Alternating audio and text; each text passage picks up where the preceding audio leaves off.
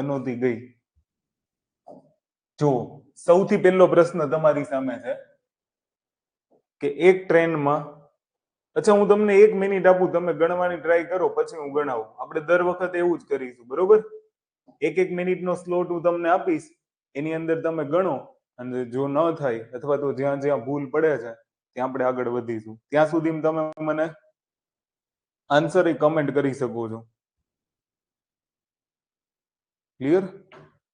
જેને જવાબ આવે એ આન્સર કમેન્ટ કરજો.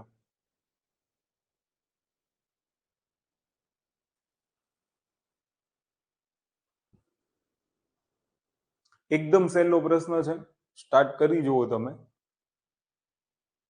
કાં તો શાંતિથી વાંચીને વિચારી જુઓ, પછી આપણે ગણાવીએ.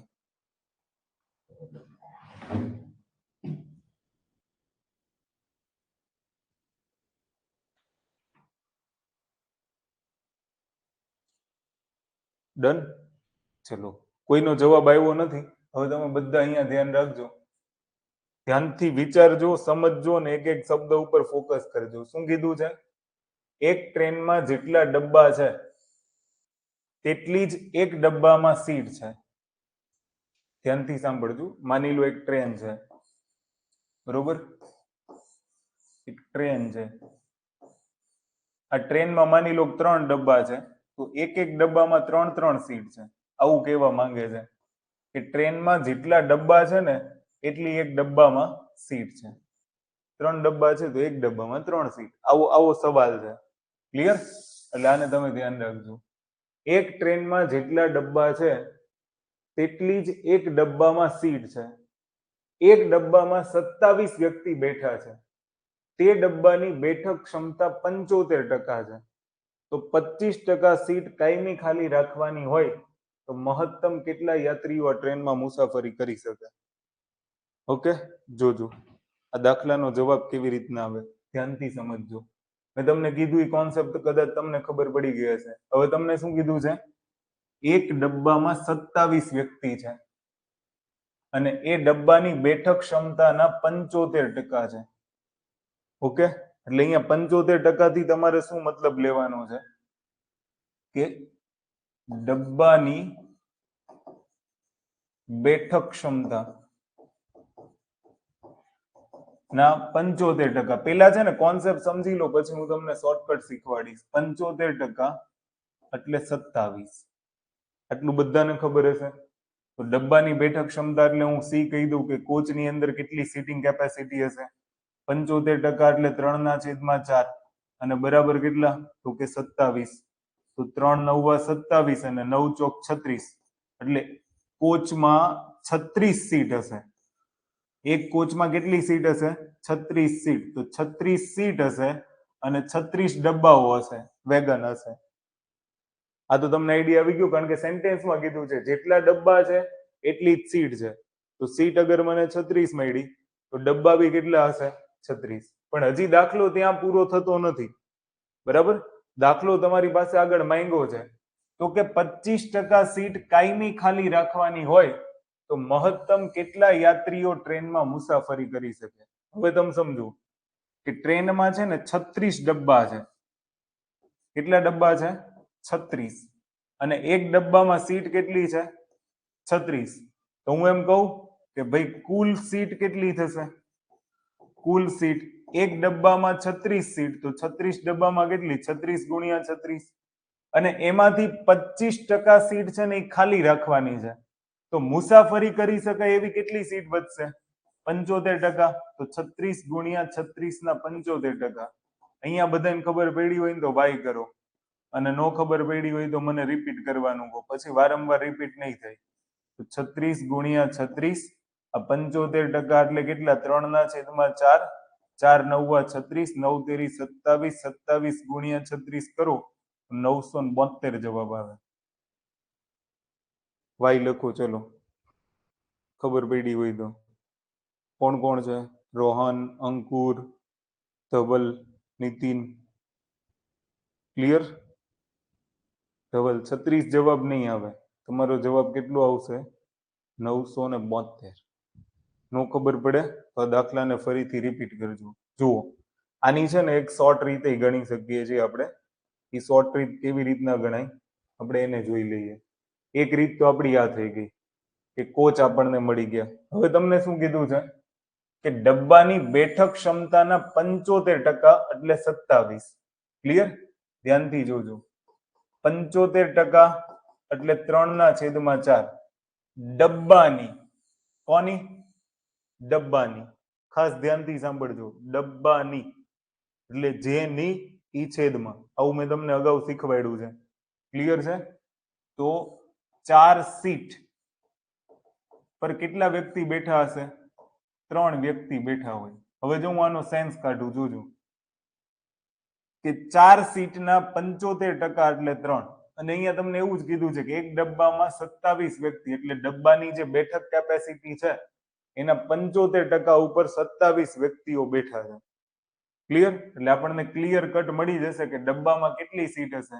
તો તમારે એની માટે શું કરવું પડે? એકદમ ઈઝી કે ભાઈ આ વ્યક્તિ કેટલા છે? 3. અને 3 વ્યક્તિ એટલે 27.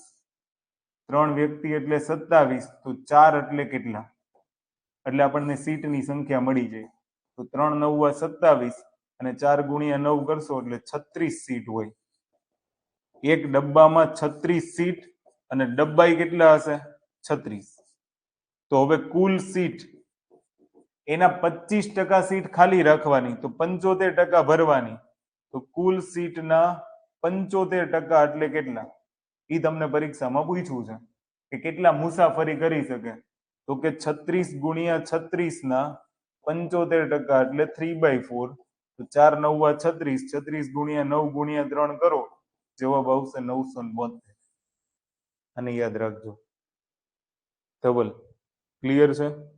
અચ્છા, બધા કમસે કમ જવાબ તો આપજો, મને મજા આવે થોડીક.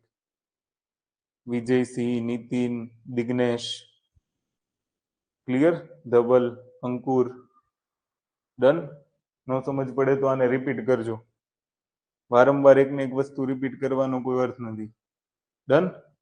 ચલો બીજો દાખલો ગણી જુઓ. જો આવકવેરામાં 16% નો વધારો થાય તો ચોખ્ખી આવકમાં 9% નો ઘટાડો થાય તો આવકવેરાનો દર ગણો. એકદમ ઈઝી એક્ઝામ્પલ છે, ગણી જુઓ. જો આવકવેરામાં 16% નો વધારો થાય, 1 મિનિટ છે તમારી પાસે, ગણી જુઓ. અચ્છા, સંખ્યા બહુ ઓછી છે, શાયદ આપણે રેગ્યુલર નહીં હોય ને એટલે. હવે હું બને ત્યાં સુધી રેગ્યુલર લેક્ચર લઈશ. માનીને ચાલો 7 વાગ્યાનો લેક્ચર આપણો ફિક્સ, બરાબર? રવિવારે ખાલી એક નહીં હોય. કાલ શનિવાર છે, શનિવારે હશે. દિવસમાં 2 લેક્ચર લઈશું. ઓકે? એટલે જે લોકો ભણવા માટે તત્પર છે ને બધે આવી જાજો. પહેલા એવું છે કે લેવલ 1 નું મેથ્સ કરાવી દો, પછી લેવલ 2 પછી આપણે શાંતિથી જોઈશું, કારણ કે એ તલાટીમાં તમને કામ આવી જાય.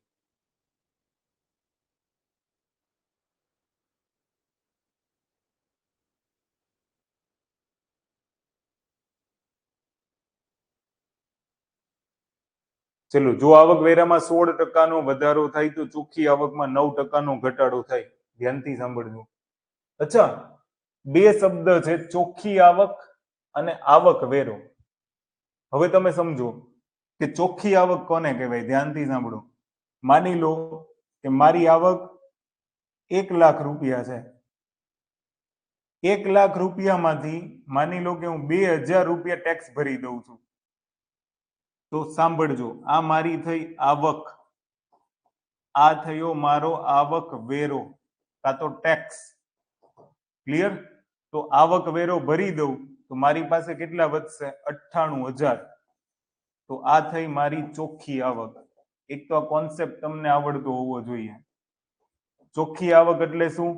તો કે આવકમાંથી આવક વેરો બાદ કરો એટલે ચોખ્ખી આવક મળે. ક્લિયર?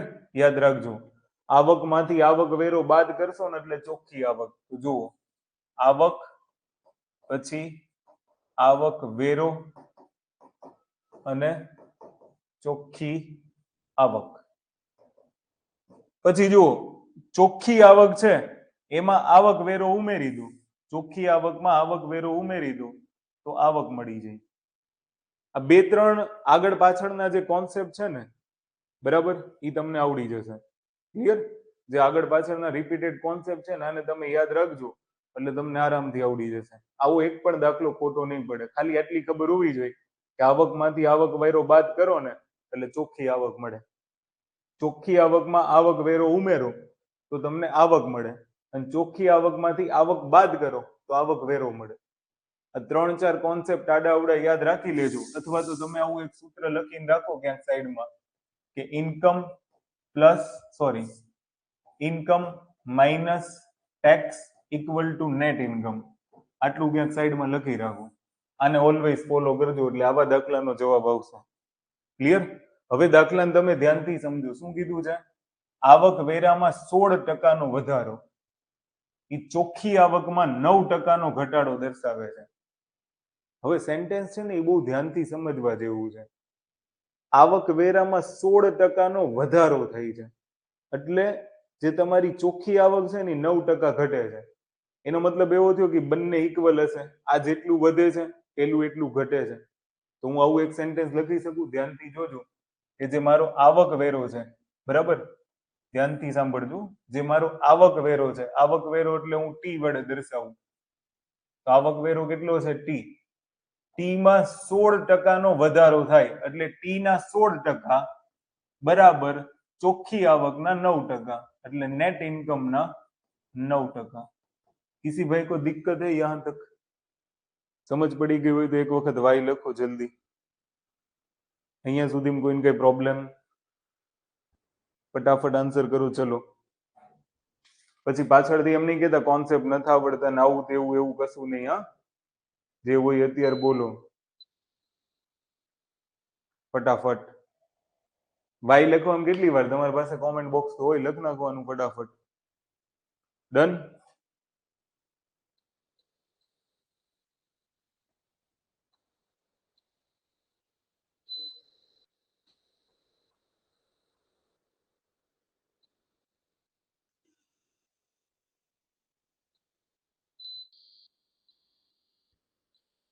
ચલો વિજયસિંહ ની એકની વાય આવી. બાકી બધા કોણ કોણ છે? નીતિન, પછી Dave, Amitbhai, all clear? Done? જોજો. તો હવે તમારે શું કરવાનું છે કે અહીંયા તમારે સમજવાનું આવક વેરામાં 16% નો વધારો થાય છે એટલે આવક વેરાના જે 16% હોય ને એ ચોખ્ખી આવકના 9% ઘટાડા બરાબર હોય. ક્લિયર? તો હવે અહીંયા તમે સમજો કે 16%, અહીંયાથી પહેલા તો ટકા અને ટકા કેન્સલ. ડન? તો ટી બરાબર શું આવશે? ટી બરાબર આ 9 છે તો અહીંયા 9 લખો. આ 16 બરાબર ની જમણી બાજુ જાય તો છેદમાં 16 ના નેટ ઇન્કમ છે એ અહીંયા લાવો. તો ટી એટલે આવક વેરો જે છે એ અને તમારી ચોખ્ખી આવકનો ગુણોત્તર 9/16 મળ્યો. હવે એને હું અહીંયા લખું. જુઓ કે ચોખ્ખી આવકના યુનિટ કેટલા મળ્યા? 16. આવક વેરાના યુનિટ કેટલા મળ્યા? તો કે 9. હવે હું આ બેયનો સરવાળો કરું કે ભાઈ ચોખ્ખી આવક અને આવક વેરો એટલે આવક મને કેટલી મળી ગઈ? 25. મારી પાસે પરીક્ષામાં શું માંગ્યું છે? તો આવક વેરાનો દર શોધો. આવક વેરાનો દર. આવક વેરો આવક ઉપર ગણાય તો આવક વેરો કેટલો છે? 9. આવક કેટલી છે?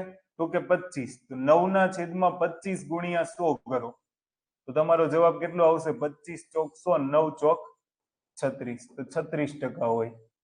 આવકના કેટલા ટકા હોય? 36% આવક વેરો હોય. અધરવાઇઝ જો તમને આવું શીખવાડ્યું હતું 9/25 તો આને શું લખાય? આને વર્બલી વિચારવાનું હોય. આ તો હું તમને ખાલી કહું છું. 1/25 લખાય.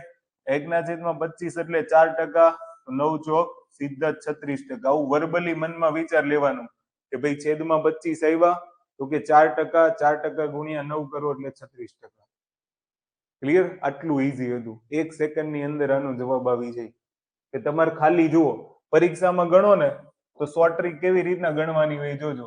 કે તમને કીધું છે આવક વેરામાં 16% નો વધારો અને ચોખ્ખી આવકમાં 9% નો ઘટાડો એટલે વધારો ને ઘટાડો પેલા જોઈ લેવાનું છે. છેદ ઉડે છે નહીં, નકર ચોખ્ખી આવક ના છેદમાં મૂકી દો 16.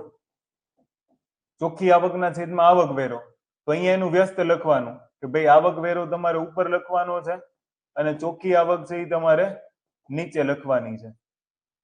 ક્લિયર? ઉડતું કઈ નથી. 16 અને 9 મળી ગયા તો 16 ને 9 25. આ મારી શું થઈ ગઈ? આવક. ક્લિયર? અને 9 ના છેદમાં 25 એટલે આ મળી ગયો આવક વેરો. કેટલો? 36%. પરીક્ષામાં આટલું જ કરવાનું. કોન્સેપ્ટ આવડતો હોય ને તો આટલું થાય. ચલો, દવે, ધવલ, વિજયસિંહ, ક્લિયર? નીતિન, પછી કોણ છે? અમિતભાઈ, ક્લિયર થઈ છે? વાય લખતા જજો. હવે આનો દાખલાનો જવાબ તમે ગણીને આપો મને. કોણ સૌથી પહેલા ગણીને આપે છે જોઉં છું. ફટાફટ, હા, જલ્દી ગણીને આપો. 1 મિનિટ છે તમારી પાસે.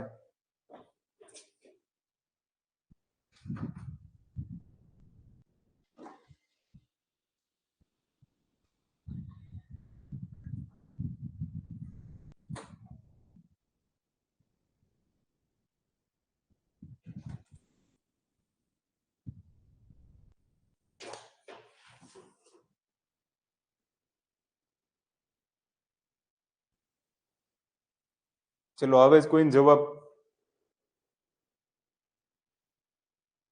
25%. વેરી ગુડ,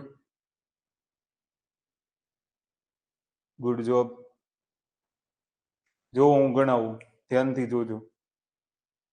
ઓકે, જો આવક વેરામાં 12% વધારો એટલે આવક વેરામાં 12% વધારો એટલે આવક વેરાના 12%, બરાબર. ચોખ્ખી આવકમાં 8% ઘટાડો એટલે ચોખ્ખી આવકના 8%. ઓકે, તો આવક વેરાનો દર શોધો. તો સૌથી પહેલા છેદ ઉડે છે. 4 તેરી 12, 4 દુ 8. અને નેટ ઇન્કમ છે એ છેદમાં લાવો. ક્લિયર? બરાબર, 2/3. આવું કઈ કરવાની જરૂર નથી. અહીંયાથી તમને ખબર પડી જતી હોય ને તો. હવે જુઓ, ઇન્કમ, ટેક્સ અને net income. Clear? Net income મારી કેટલી છે? 3. ટેક્સ કેટલો છે? 2. તો આ બેનો સરવાળો કરો એટલે ઇન્કમ મળી જાય. મારી પાસે શું માંગ્યું છે? આવક વેરાનો દર. આવક વેરો કેટલો છે? 2 યુનિટ. કુલ આવક કેટલી છે? 5 યુનિટ. તો 2/5. બરાબર, 1/5 એટલે 20%. 2/5 એટલે 40%. આવું મેં શીખવાડ્યું છે. તો સીધો જવાબ કેટલો આવશે? 40%. દવે, વિજયસિંહ, ક્લિયર થાય છે? જવાબ 40% આવશે. જલ્દી. ધવલ, નીતિન, ક્લિયર? જવાબ તમારો કેટલો આવશે? 40%. આમાં કઈ કરવાનું જ નથી ને, આટલું સહેલું તો છે. Okay, done. ચલો નેક્સ્ટ. અચ્છા, દવેની એકની જાય એવી, બાકી બધા સંખ્યા ઓછી કેમ થતી જાય? કોન્સેપ્ટ નહીં ખબર પડતા તમને?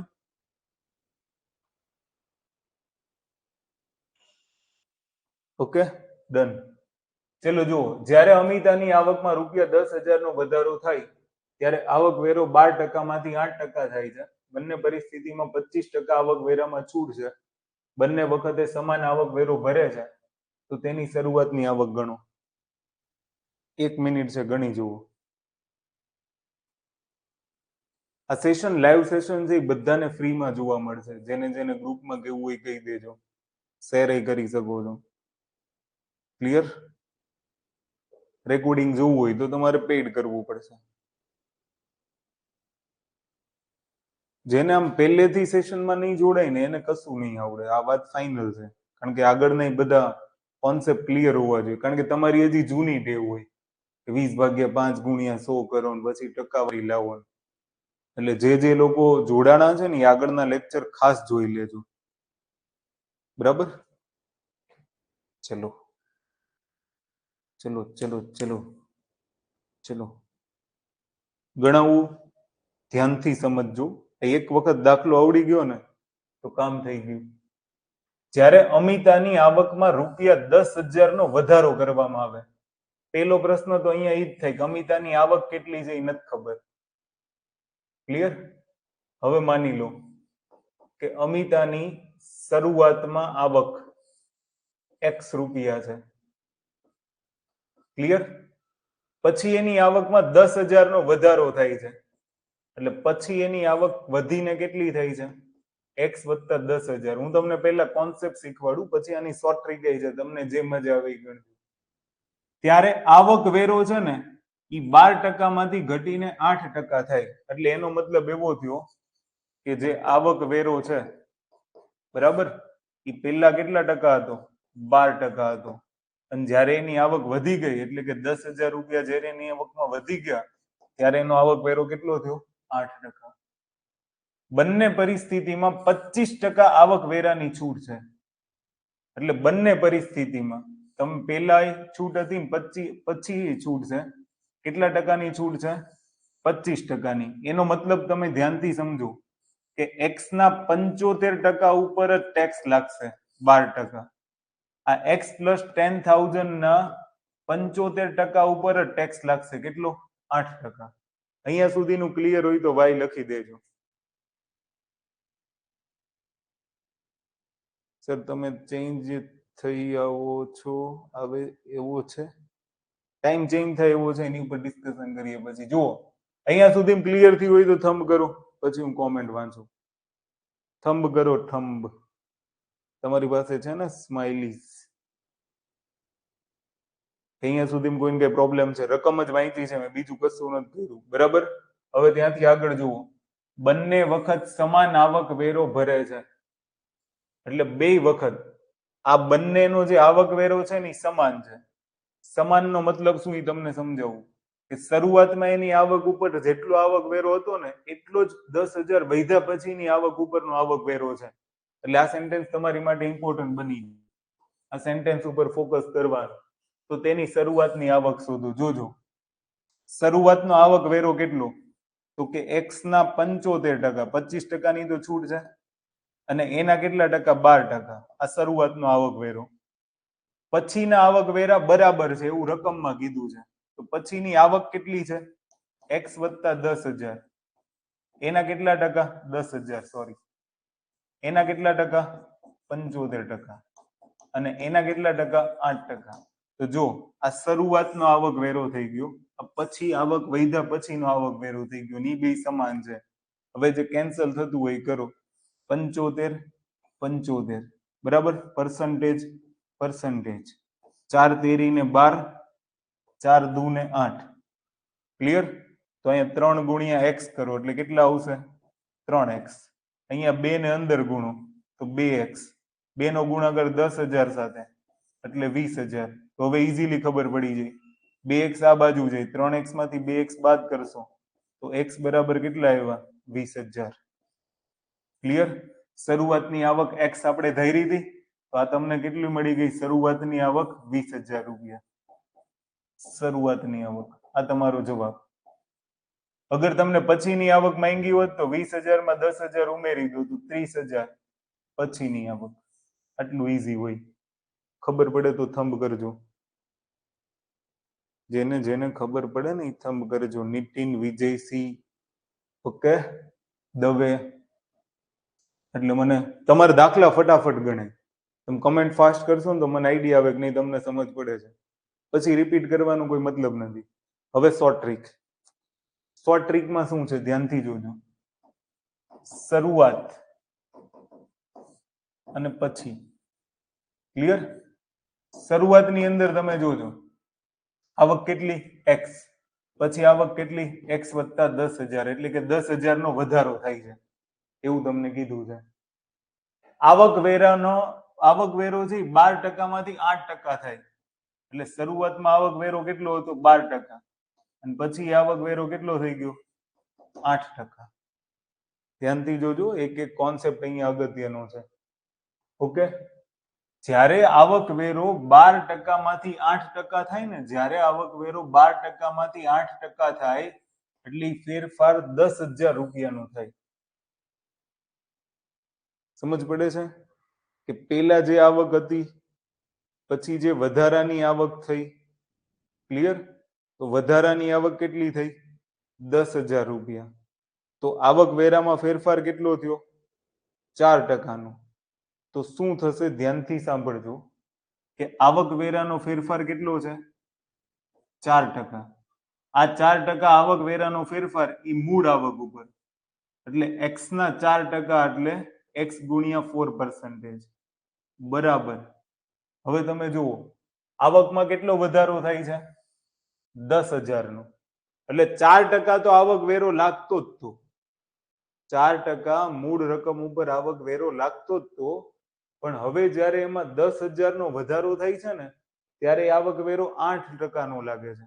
એટલે જુઓ, એક્સ ઉપર તો સરખો જ આવક વેરો લાગશે, જ્યાં વધારાનું છે ને એના કેટલા ટકા? 8%. તો 10,000 ના 8%, આ બંને સરખા હોય તો જવાબ આવી જશે. તો 4 દુ ને 8 અને 2 ગુણ્યા 10 એટલે એક્સ બરાબર 20,000. થંબ કરો ફટાફટ, જલ્દી, આવડી ગયું હોય તો.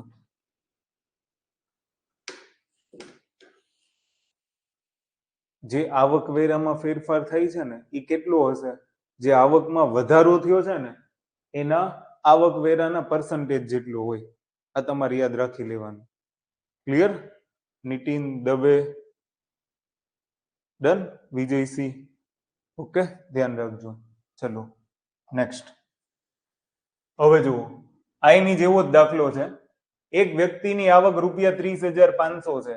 જો તેની આવકમાં વધારો થાય તો આવક વેરો 10% થી ઘટીને 5% થાય. બંને વખતે આવક વેરામાં 30%ની છૂટ મળે છે અને બંને વખતે સમાન આવક વેરો ભરે છે. તો તેની શરૂઆતની આવક કેટલી? શરૂઆતની આવકમાં થયેલ વધારો કેટલો હશે? આવું પૂછ્યું છે. શરૂઆતની આવકમાં થયેલ વધારો કેટલો હશે? અને ગણી જુઓ, પછી આપણે ગણાવીએ. શરૂઆતની આવકમાં થયેલ વધારો કેટલો હશે? એકદમ ઈઝી દાખલો છે. જુઓ અહીંયા ધ્યાન રાખજો. શું કીધું છે? આવક કેટલી છે? 30,500. તો હું એમ કહી દઉં કે આ શરૂઆતની આવક છે, સ્ટાર્ટિંગ. અને બીજી એના પછીની આવક. તો હું ગુજરાતીમાં જ લખું, તમને આઈડિયા આવે કે શરૂઆતની આવક કેટલી છે? 30,500 રૂપિયા. ક્લિયર? પછીની આવક તો કે એમાં વધારો થઈ છે. જો શરૂઆતની આવક 30,500 છે. જો તેની આવકમાં વધારો થાય, વધારો કેટલો થાય એ નથી ખબર, તો હું વધારો લખી લઉં કે 30,500 માં માની લ્યો કે x રૂપિયાનો વધારો થાય. હવે શું કીધું છે? પેલા આવક વેરો 10% લાગતો હતો, એટલે પેલા આવક વેરો કેટલા ટકા લાગતો હતો? 10%. પછી આવક વેરો ઘટીને કેટલો થઈ ગયો? 5%. ક્લિયર? તો બંને વખતે આવક વેરામાં 30%ની છૂટ પ્રાપ્ત થાય છે. એનો મતલબ એવો કે આવક આનાય 70% ઉપર ગણાશે અને આનાય 70% ઉપર જ આવક વેરો ગણાશે. ક્લિયર? એટલું તો બધાને ક્લિયર છે? આ બંને વખતે આવક વેરો સમાન છે. હવે આનો આવક વેરો ગણો, શરૂઆતનો આવક વેરો ગણો. શરૂઆતનો આવક વેરો કેટલો? તો કે 30,500 બરાબર. એના 70% ઉપર આવક વેરો લાગે એટલે 70%, અને એના 10% આવક વેરો એટલે 10%. આવું મેં તમને આગળ શીખવાડ્યું છે. 30,500 ના 70% ના 10%, એટલે 30,500 રકમ થઈ, એના 70% ઉપર આવક વેરો લાગે અને એના 10%. સમજી ગયા? ઇક્વલ ટુ શું થશે? તો કે બીજી આવક, વધારાની આવક કેટલી છે? 30,500 વત્તા એક્સ, એના 70% ઉપર આવક વેરો લાગશે અને આવક વેરાના ટકા કેટલા છે? તો કે 5%. તો ગુણ્યા 5%. 70% ને 70% કેન્સલ. આ 5 ગુણ્યા 2 એટલે 10. ક્લિયર? તો 30,500 ગુણ્યા 2 એટલે 60,500. અચ્છા સોરી, 30,500 ગુણ્યા 2 એટલે 61,000.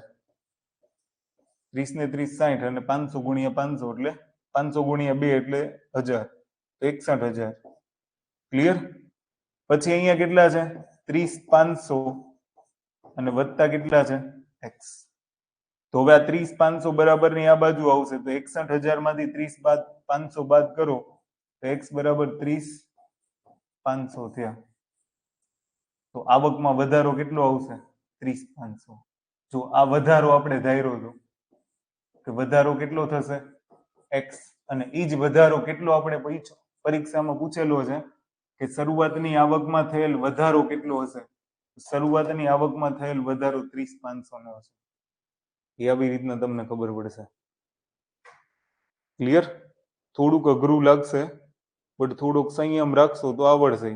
નો આવડે એવું નહીં બને. ડન? સમજ પડે તો યસ કરતા જાજો. Okay, clear? આ બી સહેલો દાખલો છે. એને તમે શોર્ટ ટ્રીકની મદદથી નહીં ગણી શકો છો. જે હમણાં મેં તમને ટ્રીક ગણાવી હતી ને, એ ટ્રીકની મદદથી નહીં ગણી શકો. જુઓ કેવી રીતના ગણાય, ધ્યાનથી જોજો.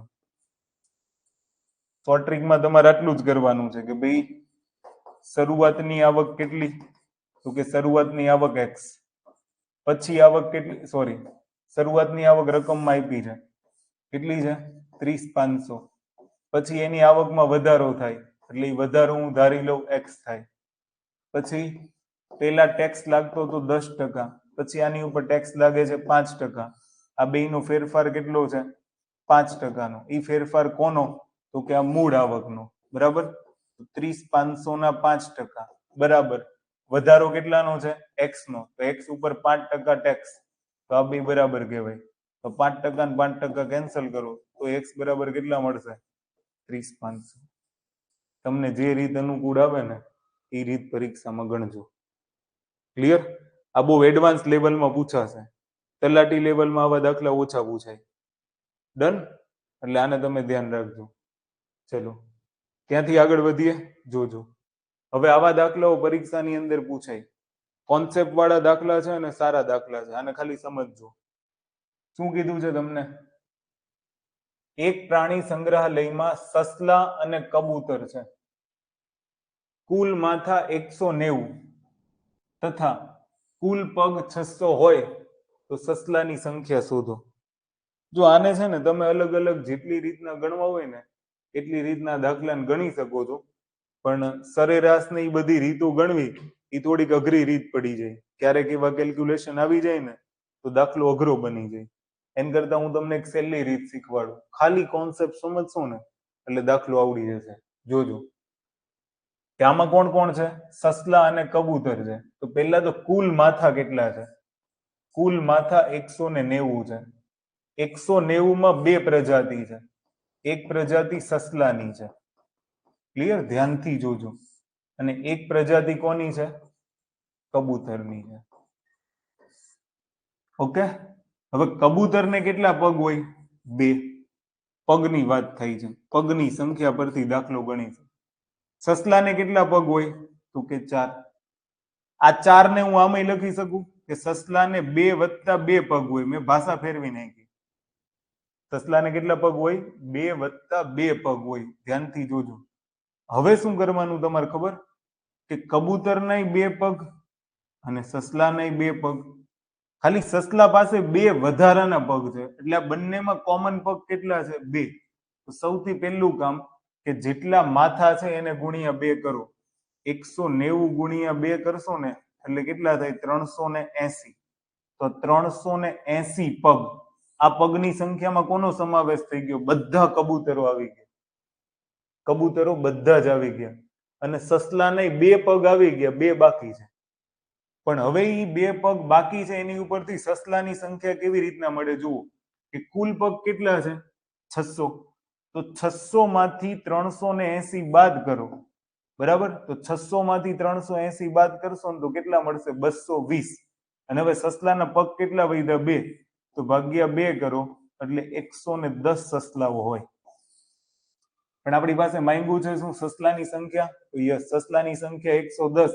કબૂતરની માંગી હોય તો 190 - 10 એટલે કેટલા આવશે? તો કે 80 કબૂતર હોય. ક્લિયર? સમજ પડે તો થંબ કરી દેજો. ડન? અચ્છા, જો આને એવું નથી કે આ જ રીતના ગણી શકાય. આની હું અલગ રીતે એક ગણી શકું. કઈ રીતના હોય તમે જોજો. આની એક અલગ રીતે થાય. એક રીત તો તમારી યાદ થઈ ગઈ. આ તો બધાને કોન્સેપ્ટ યાદ જ રહી જશે. એક રીતમાં તમે આવું વિચારી શકો. માની લો 190 માથા છે. બરાબર? અહીંયા હું લખું સસલા. ડન? અને અહીંયા હું લખું કબૂતર. માની લો સસલાને 4 પગ છે તો કબૂતરને 4 - 2 છે. જેની સંખ્યા માંગી હોય એની લઈ લેવાનું એટલે તમને ઈઝીલી મળી જાય. તો બંનેમાં 4 કોમન. બંનેમાં કેટલા કોમન? 4. ઈ 4 નો ગુણાકાર કોની સાથે કરવાનો? 190. 190 ગુણ્યા કેટલા કરવાના? 4. તો 19 ચોક 76 એટલે 760. 760 માંથી તમે 600 બાદ કરો એટલે કેટલા મળશે? 160. પછી વધારાનું કે ઓછું કોની પાસે છે? તો કે કબૂતર પાસે. તો આપણને સંખ્યા કોની મળશે? કબૂતરની. તો 160 ભાગ્યા 2 કરો તો કેટલું આવશે જવાબ? 80. તો ડાયરેક્ટ કબૂતર માંગ્યા હોત તો આ રીત ગણત. તો કબૂતરની સંખ્યા કેટલી આવશે? 80. વિજયસિંહ. ક્લિયર? ડન. નો ખબર પડે ત્યાં તમે મને પૂછી શકો છો, રિપીટ કરવાનું કહી શકો છો, પણ આ દાખલો જરૂરી છે. આવા પરીક્ષામાં દાખલા પૂછાય ને તો આ પેટર્ન થી ગણજો. ચલો નેક્સ્ટ. જો આ એવો જ દાખલો છે. એક પ્રાણી સંગ્રહાલયમાં વાઘ અને મોર છે. કુલ માથા 280 છે. કુલ પગ 820 હોય તો મોરની સંખ્યા. હવે મોરની સંખ્યા માંગી હોય મારે શું કરવાનું? જોજો. વાઘ અને મોર. ક્લિયર? વાઘને 4 પગ હોય, મોરની સંખ્યા માંગી છે તો મોરને કન્વર્ટ કરો. તો મોરને કેટલા હોય? 4 - 2 પગ હોય. બંનેમાં 4 4 કોમન? તો કે હા. તો આ 4 નો ગુણાકાર તમારે કોની સાથે કરવાનો? 280 સાથે કરવાનો. ક્લિયર? 280 સાથે એટલે કે માથાની સંખ્યા સાથે ગુણોત્તર કરવાનો. 280 માથા છે. 280 સાથે 4 નો ગુણાકાર કરો તો 4 ગુણ્યા 0 એટલે 0. 4 × 8 32 નો બગડો વધી 3. 4 દુ 8 ને 3 11. ઓકે, ભૂલ હોય તો મને કહેજો. 1120 થયા. એમાંથી કુલ પગ કેટલા છે? કુલ પગ 820 છે. તો 820 બાદ કરો તો 0 0. 11 માંથી 8 જાય તો 3 અને 300 ભાગ્યા મોર પાસે 2 પગ માઇનસ. તો અહીંયા કેટલા મોર હશે? 150 મોર હોય. આન્સર. ક્લિયર? અગર વાઘ માંગ્યા હોય તો 280 માંથી 150 બાદ કરો તો 130 વાઘ હોય. ડન. તમને જે માંગ્યું હોય એની તમે મેળવી શકો. ખાલી કન્વર્ટ તમારે એને કરવાનું છે. ક્લિયર? આ એક્ઝામ્પલ બહુ ઈઝી છે. આને ગણવાનું ટ્રાય કરજો. ઓકે, ચલો નેક્સ્ટ. આને ગણી જુઓ તમે કે અમુક વર્ગખંડમાં એક વર્ગખંડમાં અમુક છોકરા છોકરીઓ છે. આને 1 મિનિટ આપું છું, ગણી જવું. ગણીને મને કયો આવડે તો. જેને જવાબ આવી જાય ને મને જવાબ આપશે. ઓકે,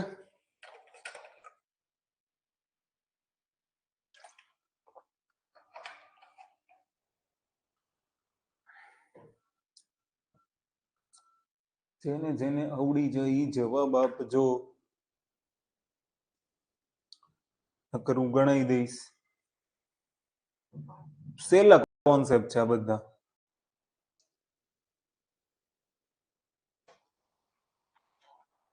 જોજો આ દાખલાને કેવી રીતના ગણવાના, ધ્યાનથી જોજો. હું તમને અલગ અલગ ઘણી બધી રીતો બતાવું, તમને આવડી જશે. સૌથી પહેલું, એક વર્ગખંડમાં અમુક છોકરા છે. છોકરા કેટલા છે? ખબર નથી. બોયઝ કેટલા છે? ખબર નથી. તો એક્સ લઈ લીધા. છોકરીઓ છે, અમુક છોકરા અને અમુક છોકરીઓ છે. પ્રત્યેક છોકરા 5 ચોકલેટ ખાય છે. બરોબર? પ્રત્યેક છોકરી 7 ચોકલેટ ખાય છે. કુલ 60 વિદ્યાર્થી છે. કુલ 60 વિદ્યાર્થી હોય, બોયઝ એક્સ હોય તો ગર્લ્સ કેટલી થાય? 60 - x. 400 ચોકલેટ ખાય છે. તો છોકરા અને છોકરીની સંખ્યા ગણો. તો તમારે શું કરવાનું છે? છોકરા અને છોકરીની સંખ્યા. હવે એક બોયઝ 5 ચોકલેટ ખાય તો પ્રતિ બોયઝ ચોકલેટ કેટલી થશે? 5x. બરાબર? બોયઝના ભાગમાં ચોકલેટ માની લો કે એક છોકરો અગર 5 ચોકલેટ ખાય છે, એવા 5 છોકરા હોય તો 5 × 5 25 થાય. સમજ પડી? એટલે આને તમે ધ્યાન રાખજો. ડન. ત્યાર પછી તમે જુઓ કે એક છોકરી કેટલી ચોકલેટ ખાય છે? 7. તો કુલ છોકરીઓમાં ચોકલેટ કેટલી જોશે? 60 - x × 7. તો હું તમને એક એક્ઝામ્પલ આપું. માની લો 10 છોકરા છે અને એમાંથી 10 વિદ્યાર્થી છે, એમાંથી 5 વિદ્યાર્થીનીઓ બોયઝ. આમ તો અલગ આંકડો લઈએ. 4 બોયઝ છે, 6 ગર્લ્સ છે.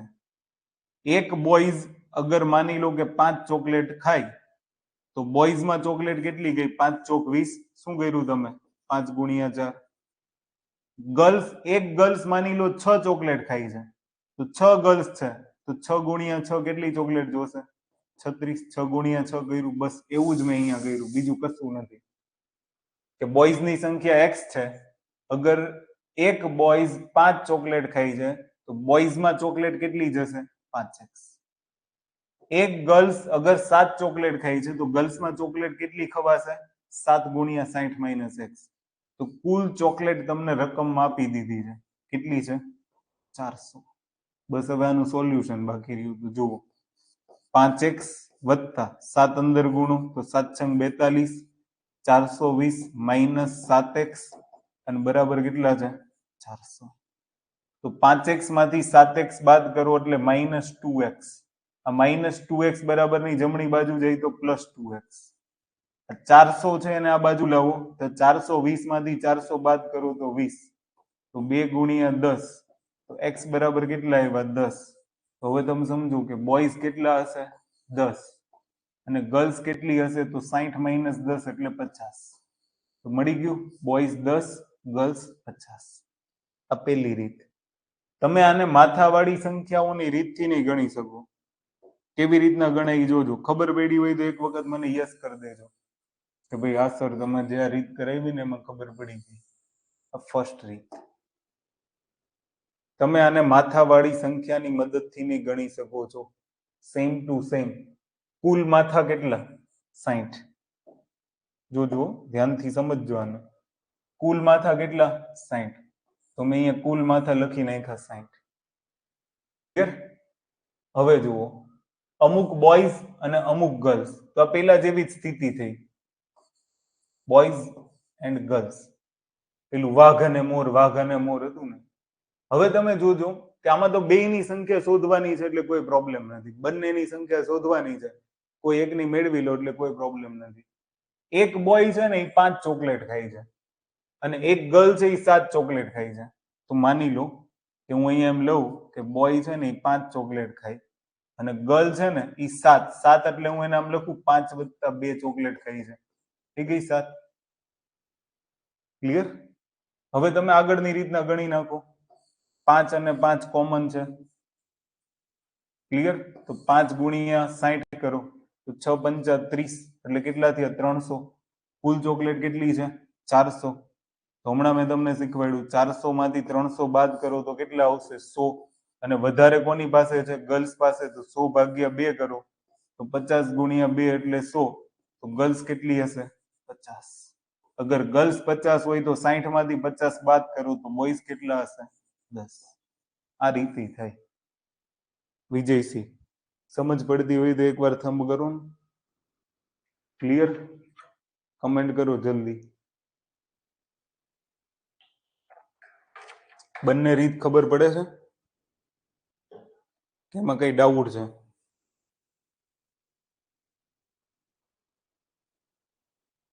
Okay, clear? જોતા જજો તમે. આ ન ખબર પડે તો આને રિપીટ કરી લેજો. ઓકે, જે દાખલામાં ના સમજ પડે ને એ દાખલો તમે રિપીટ કરી લેજો. ચલો એના પછીનો દાખલો ગણો. કોઈ એક શહેરની કુલ વસ્તી 6000 છે. પુરુષોની સંખ્યામાં 5% અને મહિલાઓની સંખ્યામાં 9% વધારો કરવામાં આવે તો નવી કુલ વસ્તી 6500 ની થાય. ચલો આને નથી ગણવો. આ વસ્તી વાળી પેટર્ન કરશું ને ત્યારે આને ગણીએ. આને ગણો જલ્દી. આને ગણો કે ભાઈ એક ચૂંટણીમાં 2 ઉમેદવાર છે, એક ઉમેદવારને 40% મત મળે છે અને 5000 મતથી ચૂંટણી હારી જાય છે, તો કુલ મતદાન કેટલું થયું હશે? પેલા છે ને વસ્તીવાળા દાખલા એક જોડે ગણશું. હવે આપણે છે ને નવી પેટર્ન ઉપર આવી ગયા. નવી પેટર્ન ચૂંટણી વાળી, એટલે હવે બધા દાખલાઓ ચૂંટણી વાળા ગણશું. જેટલા બી દાખલાઓ ગણશું નહીં બધા ચૂંટણી રિલેટેડ હશે. ચલો તો આનો જવાબ આપો. જુઓ હું શીખવાડું, ધ્યાનથી જોજો. જવાબ આવી જાય તો કમેન્ટ કરી દેજો, અધરવાઇઝ અહીંયા ધ્યાન રાખો. એક ચૂંટણીમાં 2 ઉમેદવાર છે, એટલે 2 ઉમેદવાર છે. એકને 40% મત મળે છે અને 5000 મતથી ચૂંટણી હારી જાય છે, તો કુલ મતદાન કેટલું થયું હશે? હવે સમજો કે કુલ મતદાન 100% થયું હોય એટલે માન્ય મતદાનની વાત થાય છે. માની લો કે કુલ માન્ય મત કેટલા હોય? 100% હોય. 100%માંથી જે એક ઉમેદવાર છે ને, બરાબર, એને 40% મત મળે છે. અને કેટલા મતોથી હારી જાય છે? 5000 મતથી હારી જાય. માની લો કે એક ઉમેદવારને મત મળ્યા, ચૂંટણીમાં 2 ઉમેદવાર છે, તો બીજા ઉમેદવારને કેટલા મત મળ્યા હોય? 60% મળ્યા હોય. એટલે કહેવાની ભાષા સમજજો તમે, પછી તમને ચૂંટણીના અઘરા દાખલા આવડશે, નહીં તો કાલે તમે બોરિંગ થશો. ક્લિયર? કે ભાઈ એક જે ઉમેદવાર છે એને 40% મત મળ્યા, તો બીજા ઉમેદવારને કેટલા મત મળ્યા ભાઈ? 60% મત મળ્યા. એનો મતલબ એવો કે પેલા કરતા બીજાને 20% વધારે મળ્યા. પેલા કરતા બીજાને કેટલા ટકા વધારે મળ્યા? 20%. એટલે આ જ મળ્યા ને કે પેલા કરતા બીજાને 5000 વધારે મળ્યા. આમાં બે શબ્દો બોલાય કે પેલો 5000 મતથી હારી ગયો, તો ઊંધું બોલાય ને કે બીજો 5000 મતથી જીતી ગયો. ક્યાં ખોટું છે? પેલો 5000 મતથી હારી ગયો તો હું એનું ઉલટું બનાવી શકું ને કે બીજો 5000 મતથી જીતી ગયો. સેમ એવું થયું. તો જુઓ કે બંને વચ્ચે જે મતનો ડિફરન્સ છે એ 20%નો છે. એની 20% એટલે 5000 ટકા નહીં, પણ અહીંયા યુનિટ લો એટલે તમને દાખલો ગણતા ફાવે, નકર અટવાઈ જશો. તો અહીંયા 20 યુનિટ એટલે કેટલા? 5000. તો 0 ને 0 કેન્સલ. આ 500 ભાગ્યા 2 કરશું એટલે કેટલા આવશે? 250. તો 1 યુનિટના 250 થયા. તો 100%ના કેટલા? તો કે ગુણ્યા 100. 100 યુનિટના કેટલા? આવું કરશો ને, 100 યુનિટના કેટલા? તો કે ગુણ્યા 100. તો ટોટલ કેટલા આવશે? 25000.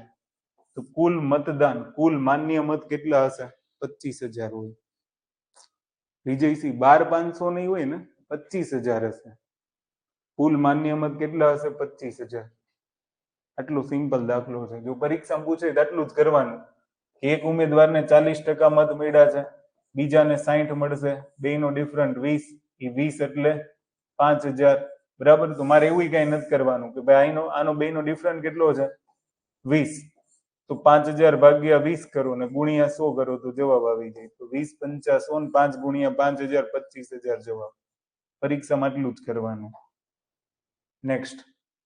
નેક્સ્ટ એવો જ દાખલો છે.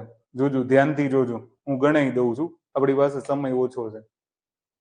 ઓકે? એક ચૂંટણીમાં 2 ઉમેદવાર છે. એક ઉમેદવારને 66 × 2/3 મત પ્રાપ્ત થાય છે અને 540 મતથી ચૂંટણીમાં વિજય પ્રાપ્ત થાય છે. તો કુલ મતદાન કેટલું થયું હશે? જોજો. એક ચૂંટણી છે, એમાં માની લો કુલ માન્ય મતદાન 100% હશે. શબ્દ ધ્યાનથી સાંભળજો કે માન્ય મતદાન કીધું છે. કેટલા ટકા હશે? 100%. ક્લિયર? ડન? કોઈને કઈ ઇશ્યુ હોય તો વચ્ચે મને કહી દેજો. ઓકે? હવે જોજો. તો એક ઉમેદવારને 66 × 2/3% મત મળે છે. એટલે એક ઉમેદવાર છે એને 66 × 2/3% મત મળે છે. ક્લિયર? ધ્યાનથી જોજો. તો 540 મતથી વિજય પ્રાપ્ત કરે છે. એટલે આની જે જીત થઈ છે ને, એ જીત 540 મતની હોય. ક્લિયર? આ તમે યાદ રાખજો. ડન? તો અહીંયા તમને કેટલા ટકા છે એ ખબર નથી, અને હવે આની વગર કુલ મતદાન શોધવાનું છે. જો એકદમ સહેલો ટાસ્ક છે, પણ થોડુંક નોલેજ હોય ને તો તમને આવડે, અધરવાઇઝ ન આવડે. ક્લિયર? એટલે આને તમે ધ્યાનથી સમજજો. અગર થોડુંક બી નોલેજ હશે તો એ તમને આવડી જશે.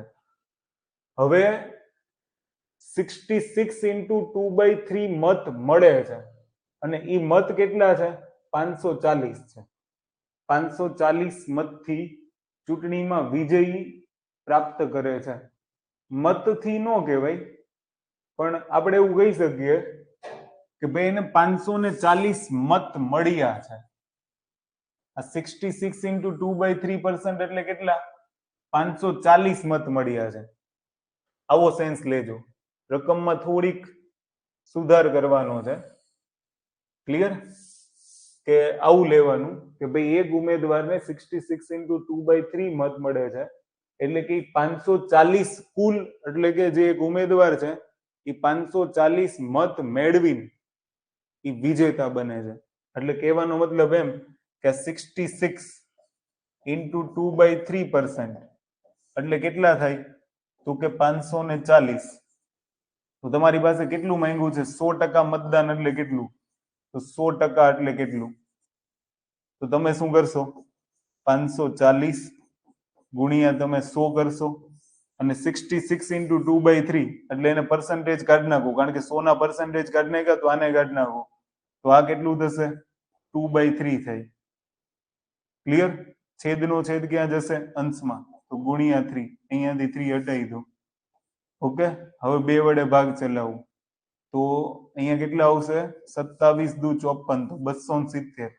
તો 27 તેરી કેટલા થયા? 81. ક્લિયર? તો ખાસ ધ્યાન રાખજો કે 27 તેરી 81, તો 81,000. તો આમ તો બરાબર હોવું જોઈએ, તો આ રકમ બરાબર છે. તો એક કન્ફ્યુઝન વાળી રકમ છે, કે એરર લાગે તો મને કહેજો.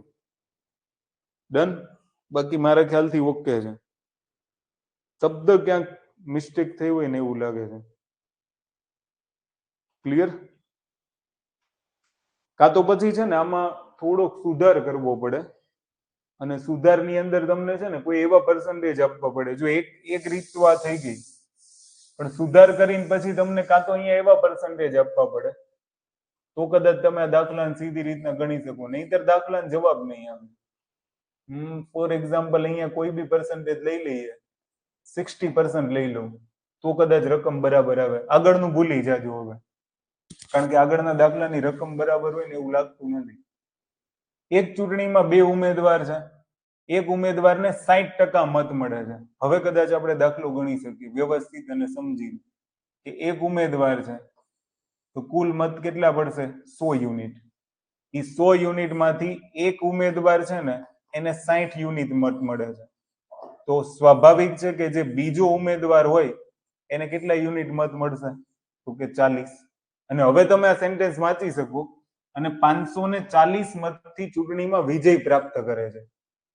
તો જે પહેલો ઉમેદવાર છે ને એ 540 મતથી જીતી જાય છે. તો બે વચ્ચેનો ડિફરન્ટ કેટલો?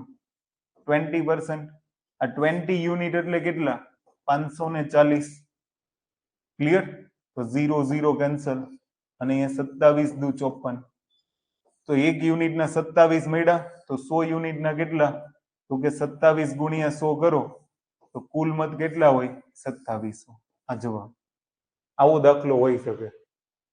તો તમને અહીં આવા પર્સન્ટેજ નહીં આપ્યા હોય, તો તમને અલગ આપ્યું હશે.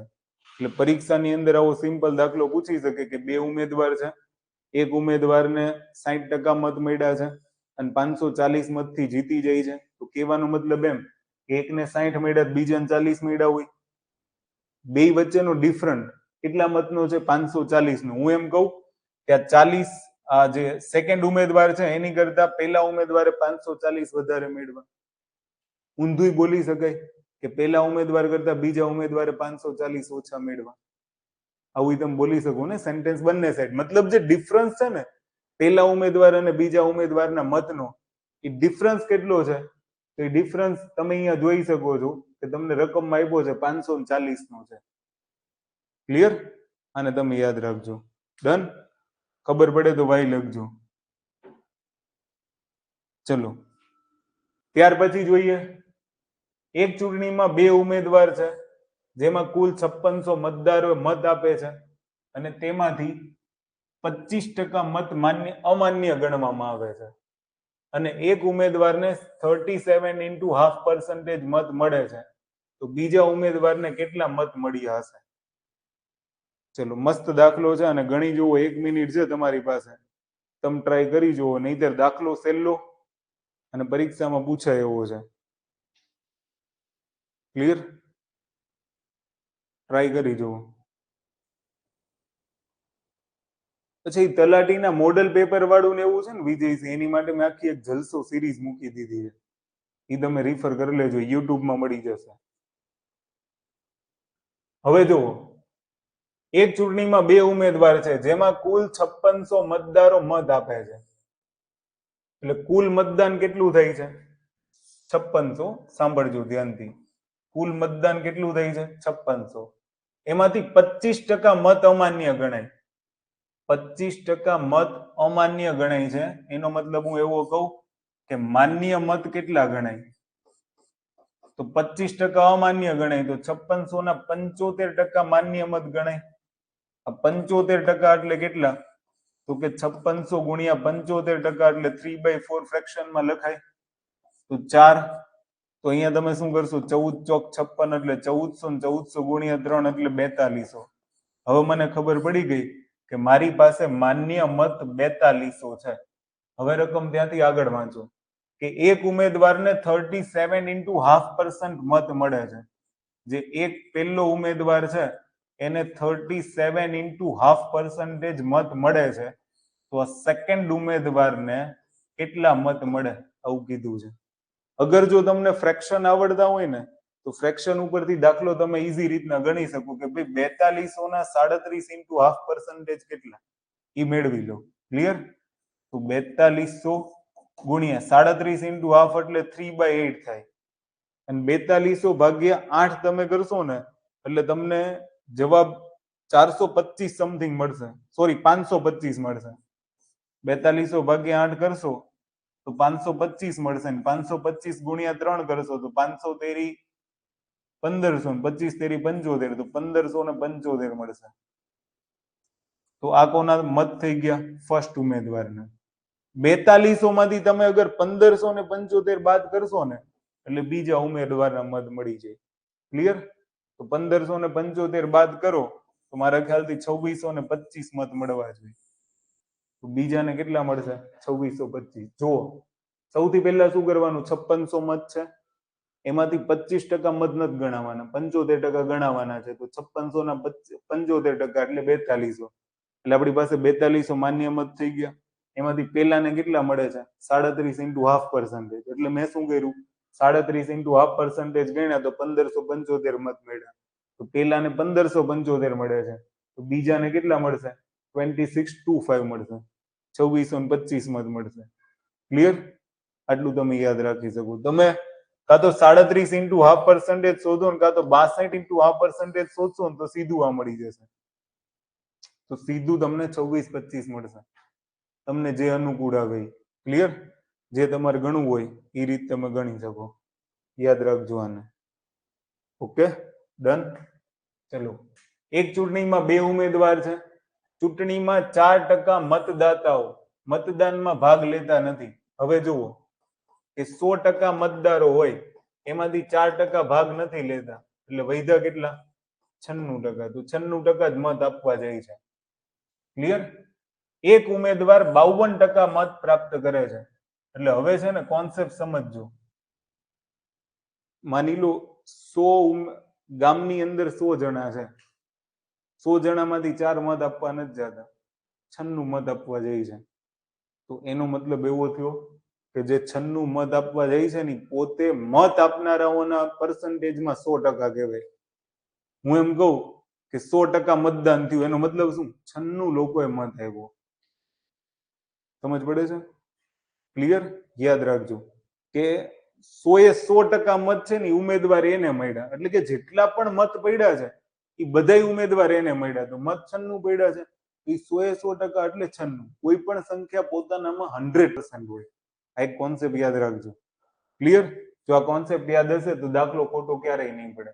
તો 96 છે ને એ પોતાનામાં 100% કન્સિડર કરી લો તમે કે 96 પોતાનામાં કેટલે પર્સન્ટેજ હશે? 100%. હવે ત્યાંથી તમે આગળ વધો. શું કીધું છે? કે એક ઉમેદવારને 52% મત પ્રાપ્ત થાય. સ્વાભાવિક છે કે બીજા ઉમેદવારને કેટલા ટકા મત પ્રાપ્ત થશે? 100 - 52 એટલે 48. ક્લિયર? બીજો ઉમેદવાર 1200 મતથી હારી જાય છે, એટલે બીજો ઉમેદવાર છે ને 1200 મતથી હારી જાય. કહેવાનો મતલબ એમ કે બે વચ્ચેનો ડિફરન્સ આમાં કેટલા ટકા આવે છે? 4. તો એ 4 યુનિટ એટલે 1200. 1200 મતથી હારી જાય છે ને, એટલે પેલા અને બીજા વચ્ચે જે મતનો ફેરફાર છે એ કેટલો છે? 1200. અને આમ આપણે ગણીએ તો 4 યુનિટ એટલે 1200, તો 1 યુનિટના કેટલા થાય? 300. ક્લિયર? અને તમને કુલ મતદાન કરનારની સંખ્યા પૂછી છે તો 100% કાઉન્ટ કરવાના. તો 300 ગુણ્યા 100 કરો. ક્લિયર? તો જવાબ કેટલો આવશે? 30,000. 96% ગણીને નહીં આવી રહેતા, કારણ કે અહીંયા 100% કન્સિડર કર્યા એટલે 52% છે. સોરી, એક ઉમેદવારને 52% મળે છે ને બીજાને 48 મળે છે. તો 96 સાથે નહીં ગુણાકાર કરવાનો, 100 સાથે કરવાનો, એટલે 30,000 જવાબ આવશે. આ ભૂલ ખાલી પરીક્ષામાં નહીં કરતા. ચલો, વિજયસિંહ ક્લિયર છે? જલ્દી. તો બાકીનું આવતીકાલે. ડન. આવતીકાલનો ટાઈમ ટેબલ છે એ તમને એપ્લિકેશનમાં ટેલિગ્રામ ગ્રુપમાં મોકલી દઈશ. જોઈન્ટ કરી લેજો ટેલિગ્રામ ગ્રુપ. ક્લિયર? ફટાફટ પ્રશ્નોનો જવાબ આપી દો મને. Very good. મજા આવી હોય તો એક વખત કોર્સમાં રેટિંગ કરી દેજો અને એપ્લિકેશનમાં રેટિંગ કરી દેજો. ઓકે, બાકી કાલે મળીએ. Thank you. Good night.